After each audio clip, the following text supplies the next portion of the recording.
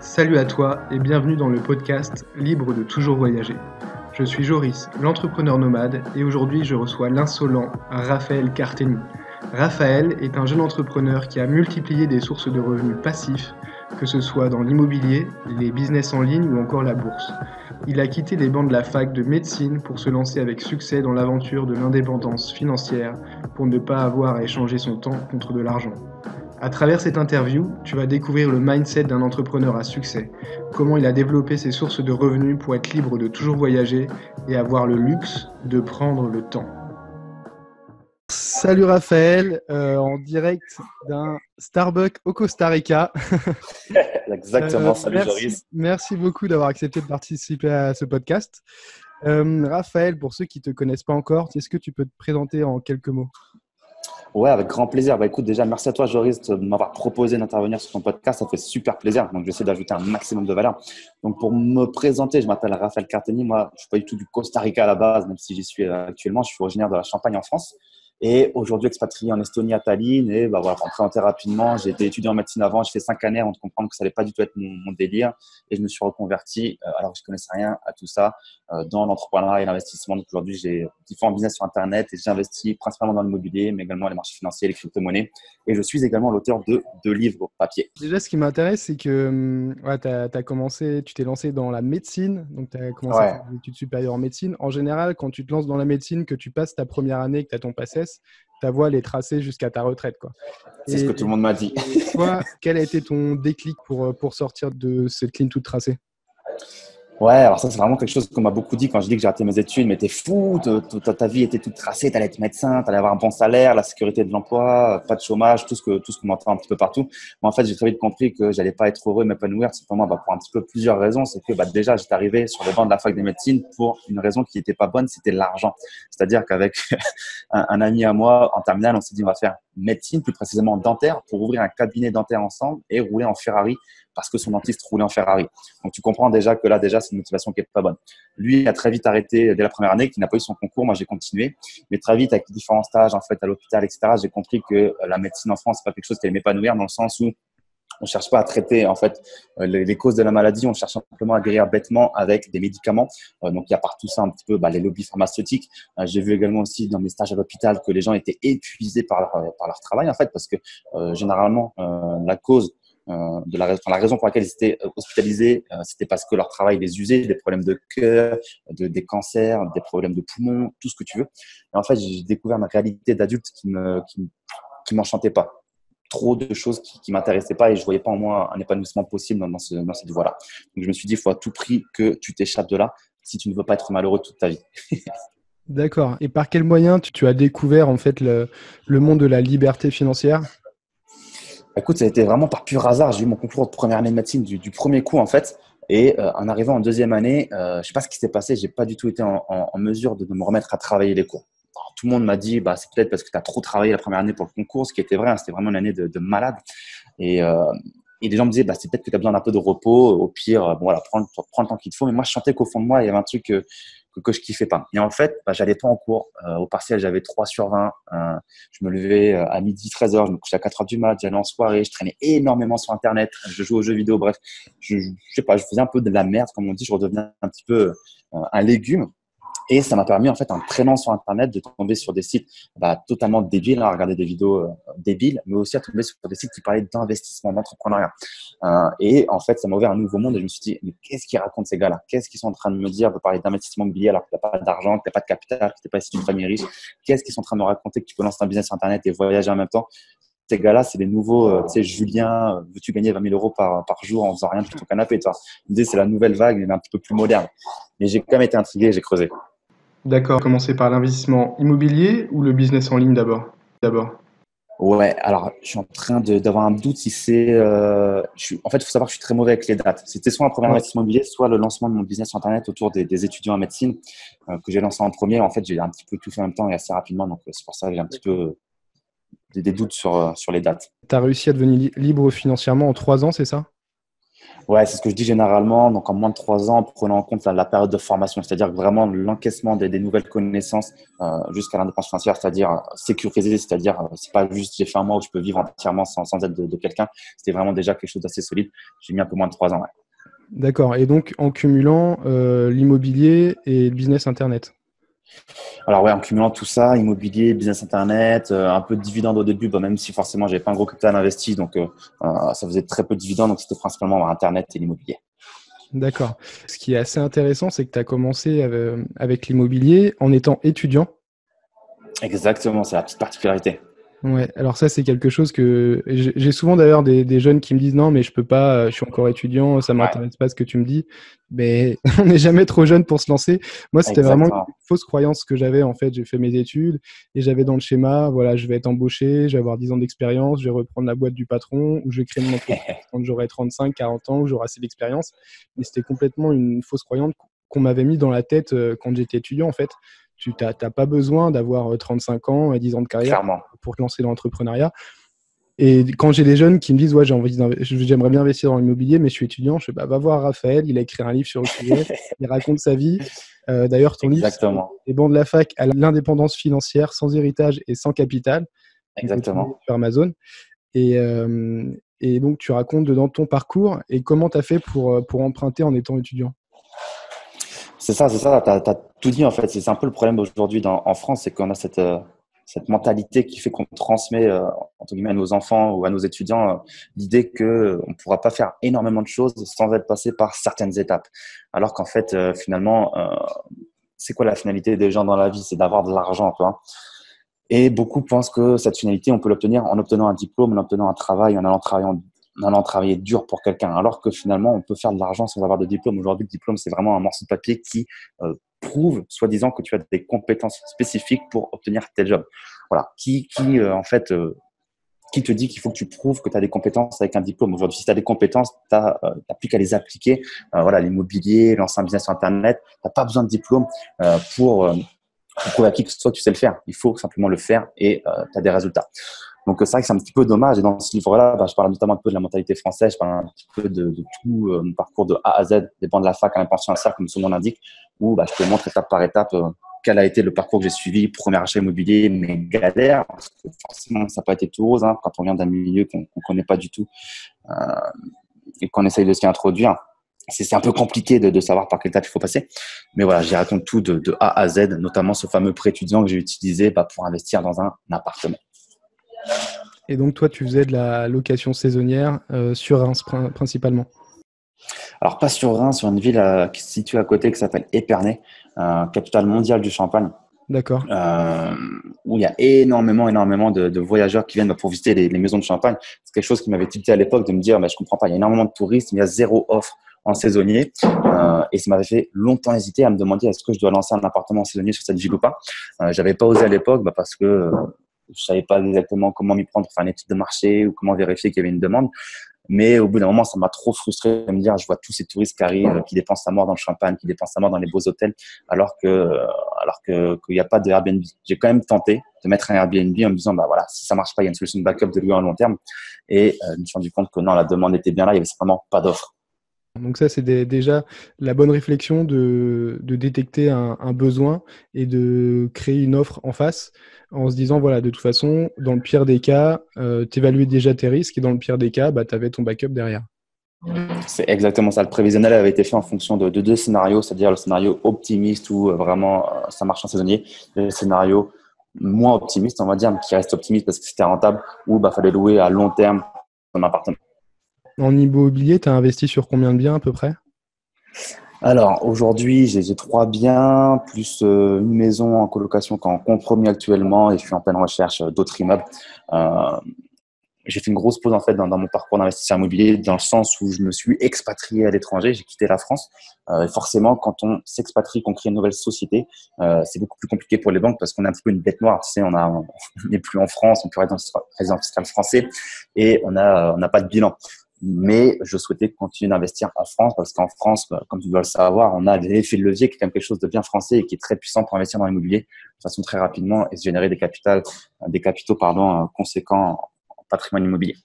Et effectivement, avec le fait d'avoir un prêt, c'est d'utiliser l'argent des autres en fait C'est ça. pour emprunter. Moi, j'ai investi dans deux appartements et j'ai pas sorti un euro de ma poche. C'est la banque qui m'a tout Voilà. prêté et je gagne de l'argent tous les mois dessus. Une fois qu'on l'a fait, ça paraît tellement simple, mais ça paraît tellement impossible pour la majorité des personnes, malheureusement. Mais ouais, c'est ça, c'est ça. En fait, faut le voir, faut le faire pour y croire, comme on dit. Et généralement, les gens qui commencent avec une opération se retrouvent à avoir un petit peu ce qu'on appelle la fièvre de l'immobilier, à ne plus vouloir s'arrêter à acheter. Mais bon, ça va, c'est une bonne drogue, comme on dit, l'immobilier. Il vaut mieux être accro à ça qu'autre chose. Ouais. Non, c'est vrai que c'est dur. Là, moi, c'est pareil. Comme j'ai lancé plusieurs business, je suis un peu en mode création de business en ce moment. J'aimerais vraiment beaucoup me relancer dans l'immobilier, surtout que je vois tous mes potes sur Instagram qui sortent leurs chiffres, leurs actes notariés, et je me dis, ah là là, j'aimerais aussi, mais bon. En tête que je recommence. Et c'est Ouais. pour ça qu'il faut faire des choix. C'est vrai que c'était un choix qu'il fallait faire entre s'expatrier ou rester en France. Mais enfin voilà, en fait, chacun sa situation. Mais c'est vrai que la mienne a fait en sorte que j'ai pas pu. Il a fallu faire un choix entre continuer l'immobilier plus rapidement ou s'expatrier et favoriser son business. Mais en tout cas, ce qui est certain, c'est que le marché français est un très très bon marché, quoi qu'on en dise, et que l'effet de levier est quelque chose qu'il faut à tout prix utiliser. Je vois beaucoup de gens qui achètent cash. Je trouve que c'est une erreur. Et il y a beaucoup de nos voisins européens pour lesquels il faut mettre des montants d'apport qui sont relativement conséquents sur chaque opération. Et c'est un peu dommage de cramer sa trésorerie parce que bah voilà, s'il faut mettre 20 000 ou 30 000 ou 10 000 sur chaque opération, bah voilà, ça vite beaucoup d'argent qui est cramé bêtement entre guillemets. Mm. Et donc toi, à part l'immobilier, ton principal business ce qui te fait vraiment vivre le plus aujourd'hui, c'est vraiment ton business Internet. Tu as commencé en te lançant sur le PACES, sur les étudiants en médecine. Ouais. Comment ça s'est passé? Comment tu as eu l'idée et comment tu as créé ce premier business? En fait, c'est tout simplement venu d'un constat, c'est-à-dire que bah, j'ai eu le premier, la fameuse année de médecine du premier coup, le concours, hein, qui est quand même très compliqué à obtenir en France. Hein. Il y a moins de 15% des gens au niveau national qui l'obtiennent. Il y a des gens qui essayent 2 fois, 3 fois et qui ne l'ont pas. On a le droit d'essayer que 2 fois et on peut plus réessayer. Enfin, c'était vraiment une année où tous les jours, je me levais à 7 heures, je me couchais à 23 h minuit. Et limite, j'avais l'impression d'être dans un état second à la fin de l'année, de plus être moi-même, d'être drogué, tellement j'étais fatigué. Et je me suis dit, putain, c'est quand même une année de malade. Et il y avait très, très peu d'informations sur Internet concernant cette année, comment l'appréhender, comment bien la préparer, comment bien réviser, comment assimiler tous ces contenus qui sont très conséquents et des contenus des parfois un peu bêtes à apprendre, des formules, des choses comme ça. Et je me suis dit, OK, je l'ai eu, plutôt avec succès, puisque j'ai eu du premier coup avec plusieurs 20 sur 20. Je sais que beaucoup de gens ne l'ont pas en essayant plusieurs fois.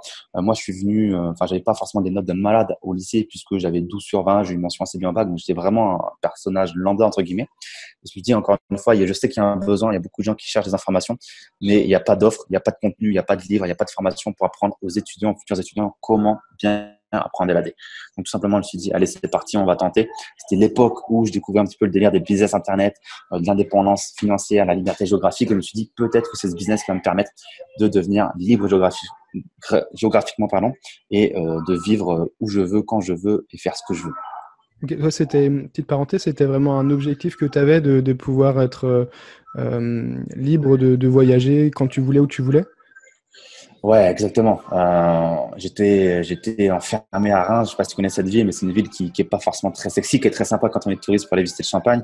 Mais en tant qu'étudiant, c'est un petit peu fatigant et il se passe pas grand chose. Donc, si je pouvais aller partir ailleurs, entre guillemets, voyager, quelque chose que j'adore énormément voyager puisque je voyage dans une vingtaine de pays par an, c'est quelque chose qui m'enchantait énormément. D'accord. Et donc, pour revenir à ton business en ligne, d'ailleurs, pour la petite anecdote, j'ai appris à utiliser ClickFunnels. Donc, ClickFunnels, c'est une sorte de logiciel qui permet de faire des tunnels de vente, de faire des pages sur Internet pour vraiment simplifier. Ouais, Et, euh, exactement. et j'ai pris une formation de Romain Collignon où, en fait, il faisait ta page de capture, tes pages sur le PACES à l'époque. Exactement, ça date. Ouais, ça date pas mal. Je crois que ça a daté de 2016, un truc Ouais. comme ça. Et, Ça date pas mal, puisque pour la petite anecdote, quand j'avais revu ces vidéos, il y a, je sais plus, longtemps après, mais il y a déjà longtemps par rapport à la date d'aujourd'hui, ça m'avait choqué de voir un petit peu les questions que je pouvais poser ou comment je me comportais ou vraiment je posais des questions de merde entre guillemets. Mais encore une fois, quand on sait pas quelque chose, il n'y a pas de questions bêtes. C'est tout simplement que quand on ne connaît exactement. pas quelque chose, on a des questions entre guillemets qui peuvent paraître bêtes pour quelqu'un qui est avancé. Mais c'est vrai que c'est marrant de voir que en fait, on passe tous par le début à un moment ou à un autre, quoi. Ouais, c'est ça. Il y a beaucoup de personnes, je pense, qui vont te voir, qui te suivent sur YouTube où tu as plus de 25 000 abonnés ou sur Instagram qui ont 20 000, où tu as plus de 20 000 abonnés. Il y a beaucoup de personnes que tu dois inspirer, qui doivent te voir et qui doivent se dire ça Ouais. paraît tellement loin, ça paraît tellement loin. Et en fait, tu as commencé comme tout le monde en bas et tu as gravi marche par marche et tu as continué, quoi. C'est ça, c'est ça. En fait, on se paraît, enfin, on a l'impression d'être toujours très loin de quelqu'un d'autre. C'est-à-dire, comme tu viens de le dire, des gens peuvent se dire qu'ils sont loin de mes résultats, tout comme moi, j'ai l'impression d'être très loin des résultats de certaines personnes. Et en fait, on a toujours cette tendance à se comparer aux autres, de se dire, ouais, mais lui, il a déjà ça, ou il est déjà lancé, ou il a commencé à la bonne période, ou il a peut-être de l'argent au début, ou il a rencontré les bonnes personnes. Il n'y a pas d'excuse en fait à avoir. C'est que tout simplement, on commence tous à un moment ou à un autre avec des règles du jeu prédéfinies en fonction du moment où on se lance. Et il faut savoir jouer avec ces règles du jeu. Et les règles du jeu, le problème, c'est qu'elles changent tout le temps. C'est-à-dire que pour celui qui débute ou pour moi ou pour celui qui est encore plus avancé, les règles du jeu, elles changent aussi pour lui et il faut savoir être en mesure de toujours savoir jouer avec cette nouvelle règle du jeu. Sinon, on est mort et on peut très vite être remis sur le côté de la scène parce qu'il y a des nouvelles technologies, il y a des nouvelles stratégies, il y a des nouveaux concurrents, il y a plein de nouvelles choses. Ouais, justement, ça me permet justement de faire la transition sur la formation.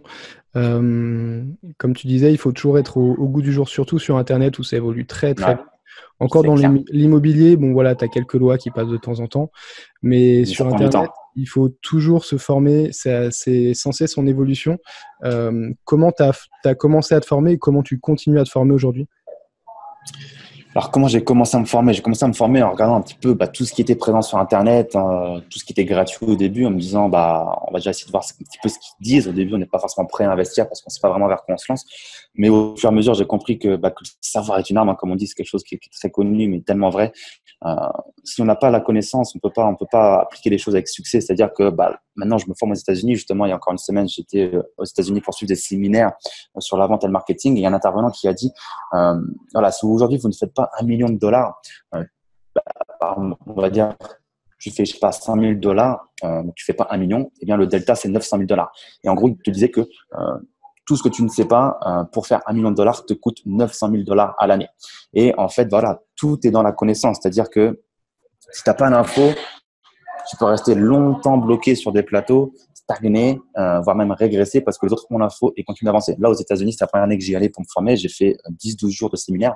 Il y a clairement des informations qui me faire gagner énormément de temps. Je voulais vraiment vérifier ce qu'on dit toujours aux États-Unis qui sont en avance, qui ont 3 ans, 5 ans d'avance sur le marché français. Bon, est-ce que c'est vraiment 3 à 5 ans? Je ne sais pas. Mais il y a quand même des choses qu'ils utilisent qui sont vraiment puissantes. Et aujourd'hui, toi, tu formes des personnes justement à l'indépendance financière aussi? Exactement. En fait, Club Millionnaire, pour un petit peu faire l'histoire de comment c'est né, j'ai commencé à raconter sur un autre blog, parce que le premier blog c'est sur la médecine, le second c'était Club Millionnaire. J'ai commencé à raconter sur ce blog qu'est-ce que j'avais fait en gros, Club Médecine, mon premier appartement que j'avais acheté, mon deuxième appartement que j'avais acheté, mes actions que j'avais achetées. Et rapidement, en fait, ceci, Club Millionnaire a un peu pris la mayonnaise et les gens étaient intéressés de voir qu'un jeune qui était étudiant a pu commencer à investir ou à entreprendre et faire des choses alors que il avait rien au début. Moi, j'avais 1000 balles sur mon compte, j'avais que dalle, je connaissais rien. Et donc, ça a pris la mayonnaise. Et au fur et à mesure, j'ai continué à raconter tout ce que j'appliquais, tous les résultats que j'avais. Et par la suite, ça a été naturel pour moi de sortir des formations pour enseigner aux gens tout ce que j'ai fait et qui a fonctionné dans les différentes industries que j'ai pu tester. Et ça, c'est vraiment quelque chose qu'on voit dans le monde info-entrepreneurial, où vraiment tout ce qu'on apprend, on le redonne derrière. Et ça apporte de la valeur, c'est du gagnant-gagnant. Nous, on gagne de l'argent et on apporte de la valeur à des personnes, donc c'est très gratifiant aussi. C'est ce que j'ai fait sur mon compte Instagram. J'ai Ouais. cartonné sur Instagram et j'ai sorti tout de suite une formation pour expliquer comment j'ai fait. C'est du gagnant-gagnant et c'est exactement ce que tu fais aussi avec tes formations sur l'indépendance financière. C'est exactement ça. Finalement, c'est du consulting. Alors, c'est plus ou moins vu. Beaucoup de gens, encore une fois, ont du mal avec cette idée de consulting autour de l'argent, de l'indépendance financière. Ça leur pose beaucoup moins de soucis quand c'est un professeur de tennis qui t'apprend à jouer au tennis ou un professeur de cinéma qui t'apprend à monter un court-métrage ou quoi que ce soit. Mais dès que c'est, entre guillemets, un professeur d'argent ou d'indépendance financière qui t'apprend à investir dans l'immobilier ou quoi que ce soit, pour les gens en France, ça pose énormément de soucis. Tout de suite, on est vu comme étant quelqu'un qui vend des pelles ou la bête noire qui gagne de l'argent en vendant des conseils pour gagner de l'argent. Voilà, ça c'est une question de mentalité. Moi, j'ai arrêté de me battre contre ces gens qui pensent comme ça. Et comme tu l'as dit, c'est totalement gagnant-gagnant. Nous, ça nous permet de gagner de l'argent pour continuer à réinvestir, hein, parce que pour réinvestir, il faut toujours plus d'argent. Et en échange, on forme des gens à aussi avoir une meilleure vie, être plus libre, pouvoir voyager, gagner de l'argent de façon complémentaire et surtout passive. Ouais. Alors justement, j'aimerais bien qu'on parle de cet aspect passif. Ouais, Dans ce podcast, pour l'instant, j'ai interviewé surtout des freelances qui, donc, ils échangent leur temps contre l'argent. Ils ont un taux horaire. Ils disent, voilà, moi, je fais par exemple de la rédaction web. Mon taux horaire, c'est de 30 euros. Si je travaille pour toi 3 heures, bah, je gagnerai 90 euros. Et, ouais, et t'es limité, en fait, quand tu vois le travail de cette façon, t'es limité parce qu'on a tous 24 heures dans une journée, on a tous 7 jours dans une semaine. Donc, pour gagner plus, il faut travailler plus et c'est au détriment de ta qualité de vie derrière. Alors, on va dire qu'il y a une partie à part, un peu ceux qui font du consulting, qui eux arrivent à monétiser la valeur qu'ils apportent à quelqu'un. Dire voilà, si dans ton business, tu fais 100 000 euros de chiffre d'affaires et je te fais faire x10, la personne qui va faire x10 dans son business, il s'en fiche un peu de devoir payer quelqu'un qui travaille 5 heures pour lui ou 2 heures. Lui, il veut avoir c'est les clair. résultats, donc il pourra lui donner 100 000 euros, même si ça c'est que 2 heures de travail pour le consultant. Toi, comment tu vois un petit peu le business passif? Est-ce qu'aujourd'hui, tes business sont vraiment passifs? Tu arrives à vraiment ne pas travailler du tout et quand même gagner de l'argent ou tu as quand même besoin d'entretenir des choses régulièrement?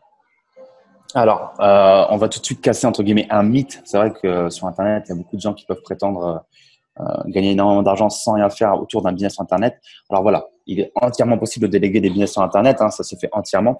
Mais ce qu'il faut pas oublier, c'est que sur la majeure partie des business Internet tels qu'on les connaît nous, le produit finalement de ces business Internet, c'est qui? Bah, c'est nous, c'est notre image. C'est des business souvent en personal branding où c'est notre image qui est mise en avant, notre tête, notre voix sur des vidéos, sur des contenus de formation. Donc en fait, se dissocier de son business Internet, c'est quelque chose qui est très compliqué dès lors qu'on a lancé ce business sur notre image. Donc, oui, c'est totalement passif, entre guillemets, dans le sens où on peut embaucher des gens qui vont nous faire du service client, qui vont nous faire des designs, qui vont nous faire des tunnels de vente, du copywriting, qui vont nous faire des tournages vidéo, qui vont nous faire tout ce que tu veux, des retranscriptions de texte. On peut vraiment s'entourer d'une équipe et c'est vraiment ce que j'invite à faire pour tous les gens qui ont des business sur Internet pour gagner énormément de temps parce que notre valeur ajoutée, c'est pas de faire tout ce que je viens de dire, c'est de créer du contenu, créer des formations, des vidéos, etc. Mais voilà, ça sera jamais à 100% passif si on parle d'un business Internet parce que même le cœur de notre business, c'est nous, c'est notre image. Donc, il faut être là. Si demain, on s'arrête de faire des vidéos ou du contenu, eh bien, le business, forcément, ira sur une pente descendante. Au mieux, il va stagner et au pire, il ira sur une pente descendante. Mais il faut pas espérer une croissance de son business si on n'est plus du tout là et qu'on ne fait plus rien. Il n'y a pas de magie, mais je pense que ça paraît relativement logique. Faut pas non plus oublier que c'est un business, qu'on est entrepreneur et que on ne gagne pas des millions d'euros en faisant rien. Là où c'est le plus passif, ça va être l'immobilier, les marchés financiers, les crypto-monnaies, où on place de l'oseille et ensuite ça rentre et où on peut vraiment tout déléguer et ne rien foutre du tout si on veut rien foutre du tout.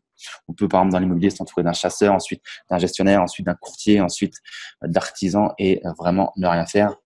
Les bourses, la bourse, c'est pareil, on achète des actions, on encaisse des dividendes, on n'en fait rien, etc., etc. Est-ce que tu trouves qu'il y a vraiment un manque d'éducation financière en France? Franchement, pour être totalement sincère, oui, mais ça va sur la bonne pente, je pense. Il y a vraiment, c'est encore quelque chose de nouveau en fait en France, tout ça, tout ce qui est l'idée des business internet. En France et même en Europe, j'ai envie de dire, beaucoup d'Américains envient le marché européen parce qu'il est encore nouveau, parce qu'il y a encore beaucoup de choses à faire. Alors pour nous, ça peut paraître compliqué dans le sens où on se dit putain, les prospects ou les clients sont pas forcément éduqués Éduqué, pour ouais. entendre ce qu'on peut dire, ils sont pas forcément réactifs vis-à-vis de ce qu'on dit, ou ils peuvent encore penser que on vend du vent, des choses comme ça.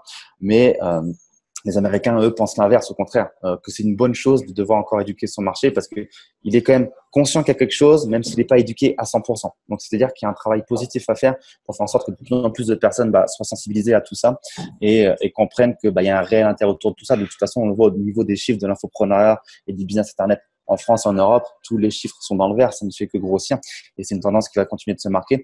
Donc voilà, il y a un petit souci de mentalité encore aujourd'hui, je pense, mais je pense que c'est quand même bon signe. Ça va dans le bon sens, oui. Exactement.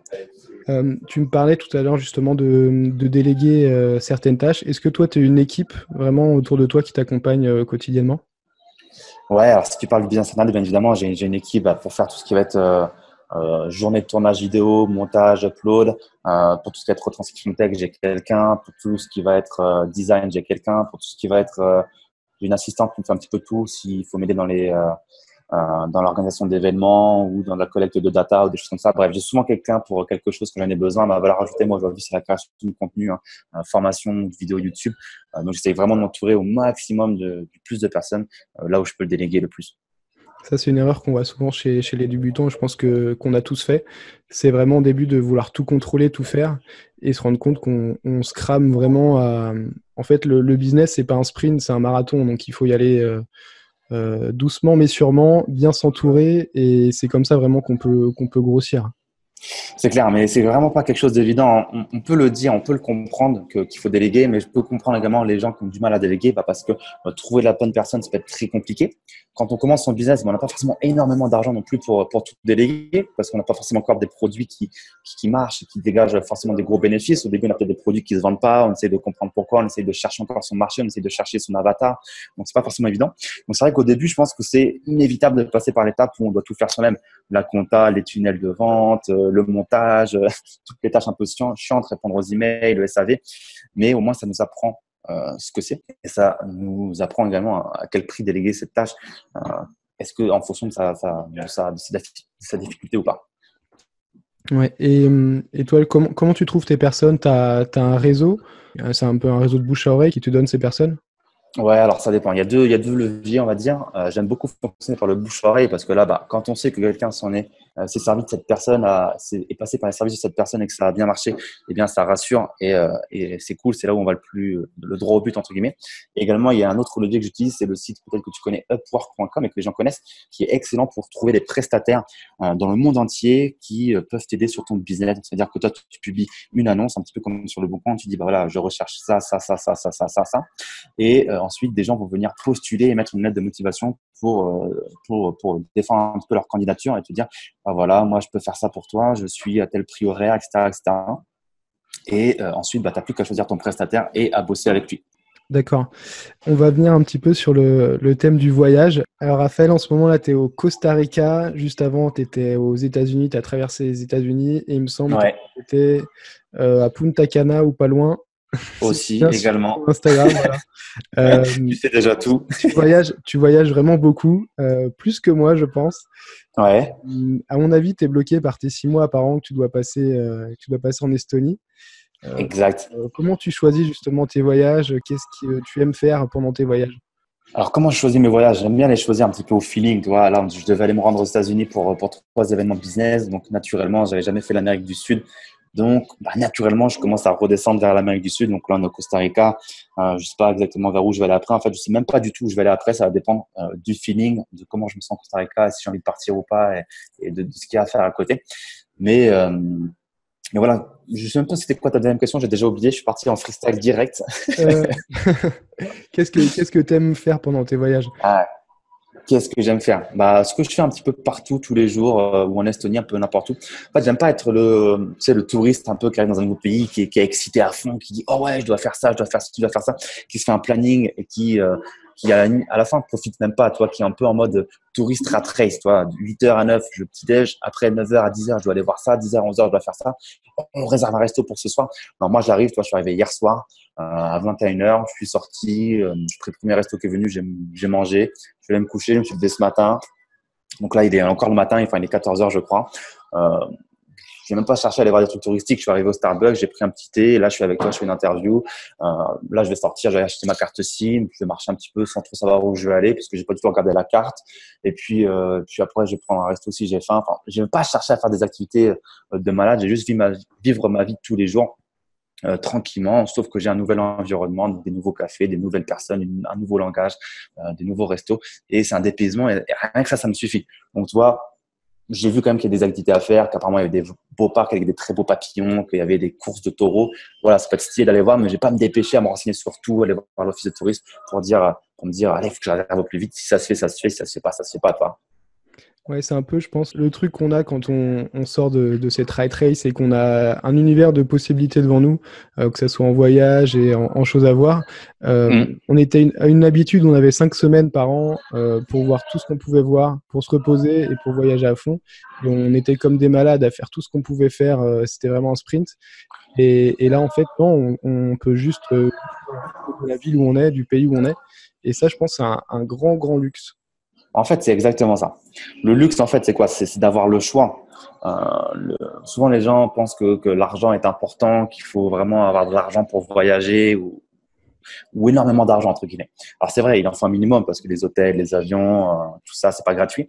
Mais ce qui est le plus important, c'est le temps. Et généralement, également, on dit, le temps, c'est de l'argent. Le temps, c'est de l'argent. Non, non, le temps, c'est pas de l'argent. Le temps est bien plus précieux que l'argent. C'est-à-dire que quelqu'un qui a plus d'argent, donc qui a plus de temps que d'argent, sera beaucoup plus riche. Tu vois ce que je veux dire? Ouais. Que celui qui a plein d'argent, mais pas de temps. Donc, en fait, le luxe, c'est vraiment d'avoir le choix et de se dire, voilà, si je fais pas les activités phares du Costa Rica, pas grave. Moi, j'ai le luxe et j'ai surtout le choix de pouvoir revenir quand je veux et il n'y a aucun souci. Donc voilà, le luxe, c'est vraiment de se dire, je suis là, je profite, je kiffe, je fais ce que j'ai envie, quand j'ai envie, avec qui j'ai envie. Voilà, c'est pas parce qu'on est indépendant sincèrement qu'on s'arrête de travailler. Moi, j'ai encore plein de projets qui m'excitent parce que forcément, on choisit ces projets et ces projets, on les kiffe. Un entrepreneur, c'est quelqu'un qui bosse finalement beaucoup par rapport à la moyenne, mais qui bosse avec le plaisir parce qu'il kiffe ce qu'il fait et il a choisi de le faire. Donc moi, si j'arrive dans un pays, je peux passer 2 jours à rien faire, entre guillemets, juste bosser sur mon ordi, aller dans un café, un resto, et à rien faire de plus. Et je suis content, je suis heureux comme ça, parce que le fait d'avoir un nouvel environnement, des gens qui sourient, ou d'être en short, ou tout ça, ou boire un smoothie en face d'une plage, ça me suffit, entre guillemets. Pour beaucoup, c'est déjà beaucoup, ce qui est vrai. Mais tout ça pour dire que je n'ai pas besoin d'énormément de choses, tu vois ce que je veux dire? Ouais, tu rêves plus forcément de ta Ferrari comme quand tu voulais être dentiste. Non, alors même si je kiffe les voitures, ceux qui me suivent sur Insta peuvent le voir. J'aime bien de temps en temps louer des belles caisses, de la Lamborghini, de la McLaren, des choses comme ça.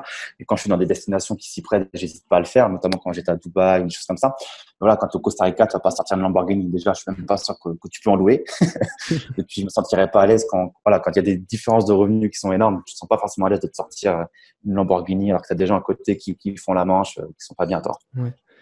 Tu me parlais juste avant de travailler dans des bars, des restaurants avec une connexion Wi-Fi, juste ton ordinateur. Comment tu Ouais. organises justement ton travail et ta productivité quand tu es à l'étranger? Ça, c'est une très, très bonne question parce que c'est pas forcément évident de répondre à ça. On a eu beaucoup de fois le débat avec des amis entrepreneurs qui voyagent énormément, c'est de se dire que t'as beau te dire que tu vas travailler quand tu voyages, c'est toujours plus compliqué parce que tu peux pas être à 100% sur deux choses. Quand tu arrives dans un nouveau pays, tu es quand même excité, tu as quand même envie de voir un petit peu les choses. Forcément, tu passes moins de temps à bosser.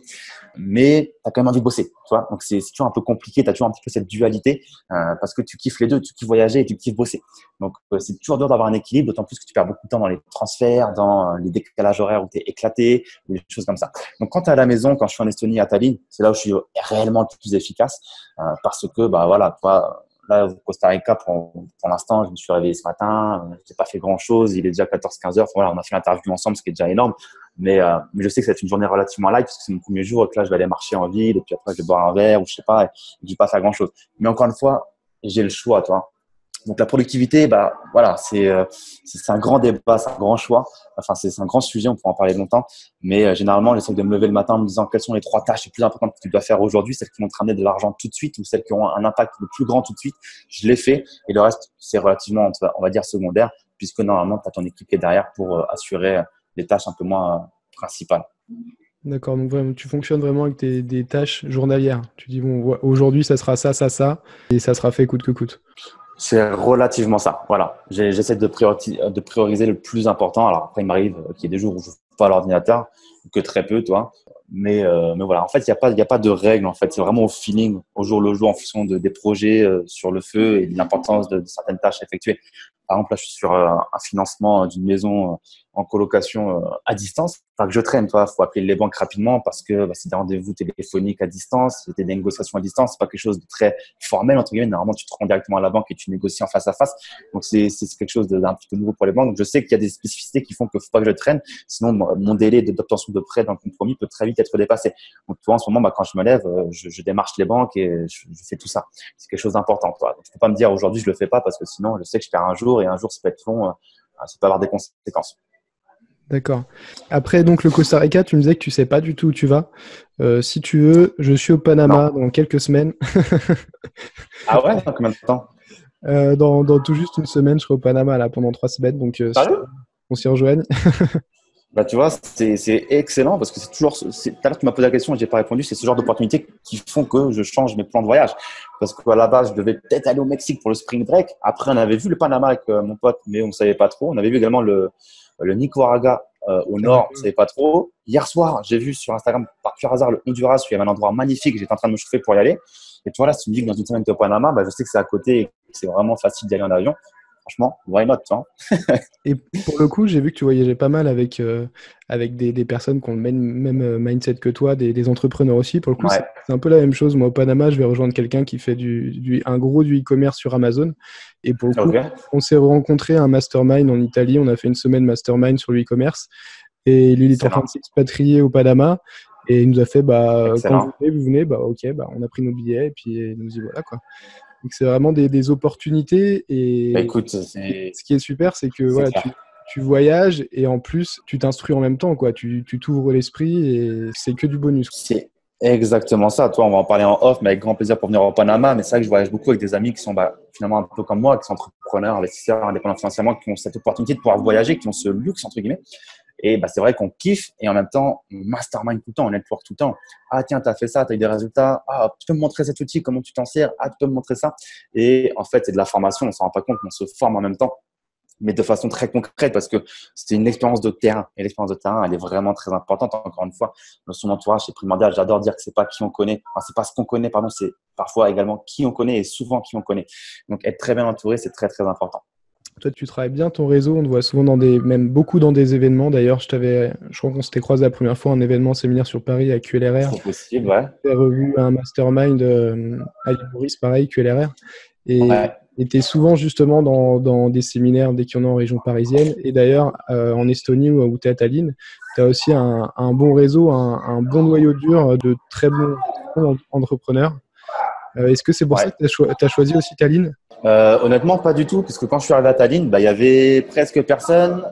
Quand je suis arrivé à Tallinn, il y en avait que deux personnes qui étaient expatriées, de Français. Donc, D'accord. Tu es allé pour la finalement, météo alors? t'as tout compris. Je kiffe trop le froid, je kiffe trop la neige, donc j'y suis allé pour la météo.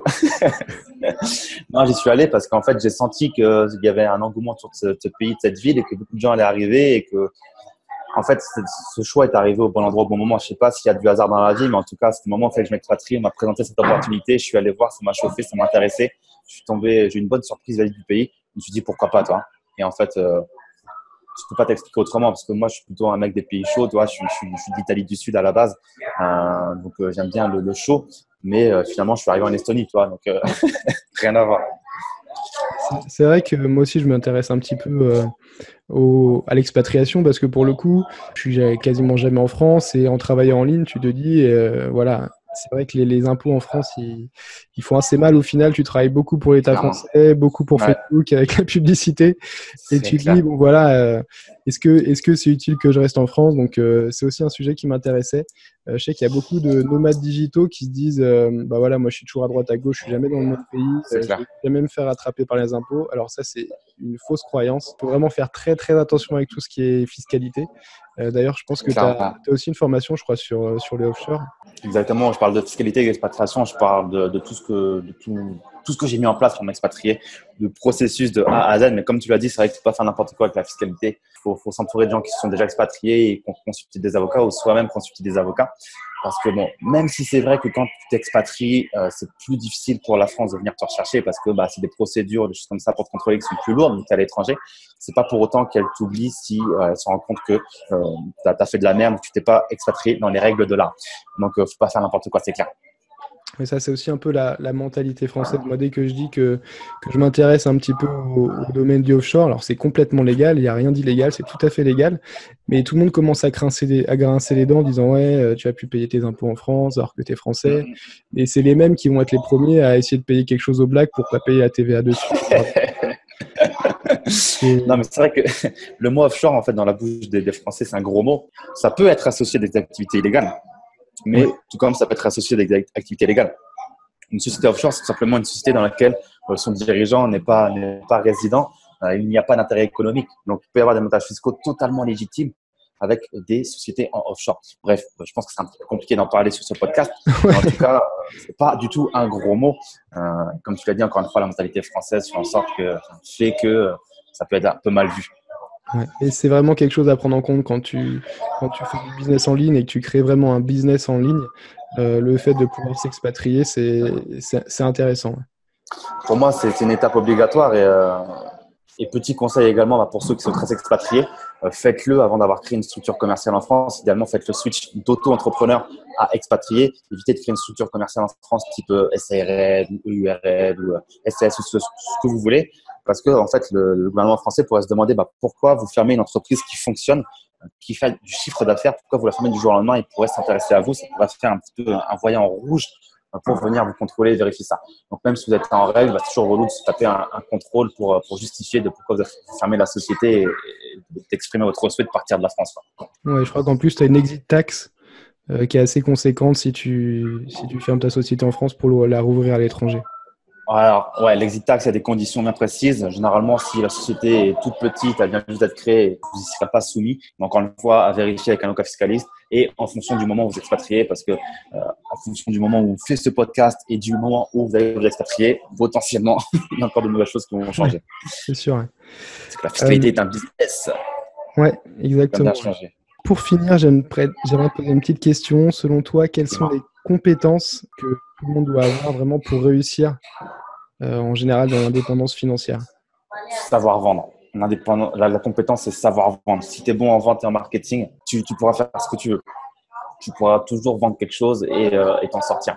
Donc, si tu comprends les leviers de persuasion, les leviers de vente, les leviers de création de valeur, les leviers de tout ça, en fait, de savoir vendre, tout simplement te vendre toi et vendre ton produit, eh bien, derrière, tu n'auras aucun souci pour être indépendant financièrement et ne plus avoir de souci d'argent.